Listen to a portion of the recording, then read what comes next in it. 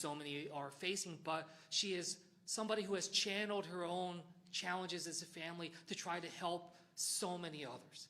As an advocate now, trying to improve the lives of caregivers, of elders and seniors in our communities that are struggling.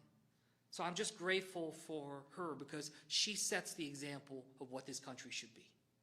We have our struggles, but we're not just looking out for ourselves. This is not a state of just grab as much as we can get for ourselves and hoard it.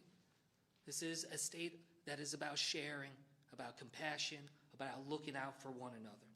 Alzheimer's doesn't care if you're a Democrat or Republican. This is a reason for us to be able to unite.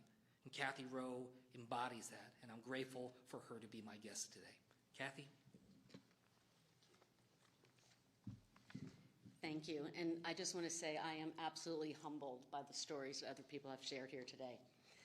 So 3.5 years ago, my mother was diagnosed with Alzheimer's, and I remember it distinctly. It was the same week we dropped off my youngest at college, and for a brief moment, I was an empty nester, and then suddenly I became part of the sandwich generation, now tasked with being a caregiver for my mother. And it was hard, because Alzheimer's, or really our healthcare system overall, doesn't care if you're Republican or Democrat. In the sandwich generation, we all find ourselves looking at too high health costs, too much red tape, and not enough resources to go around. Fortunately, for my family, I work in the aging field. I have a doctorate in public health. I run a nonprofit for aging in New Jersey. I have resources, I know people, I know more than the average person about aging and about dementia and the health system. And still, I had trouble. I had trouble navigating it, I struggled, and it made me wonder how most people can navigate or afford this. How most people can afford to pay for their American health care when they don't have the resources like my family had to take care of my mother.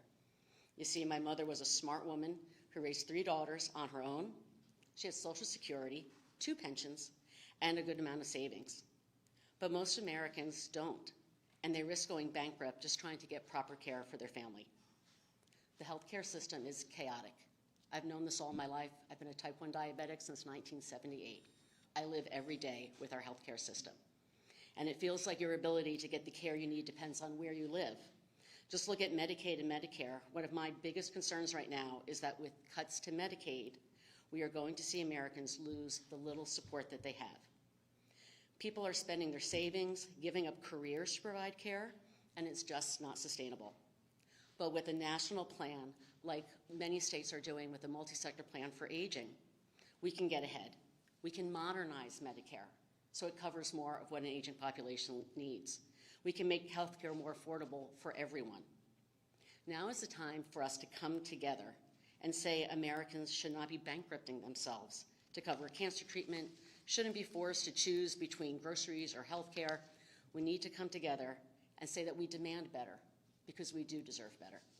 Thank you. Thank you. The hour's getting late, but if anyone has 1 or 2 questions, we're here. Are we good? Okay. Well, I'm sure our guests will stick around if anyone wants to talk to them. Thank you. Thank you. Thank you very much. And I love Andy's closing words that this is the truth of the State of the Union. Thank you. Yeah, thanks. Okay, it was really good. Yeah. Yeah. Thanks so much.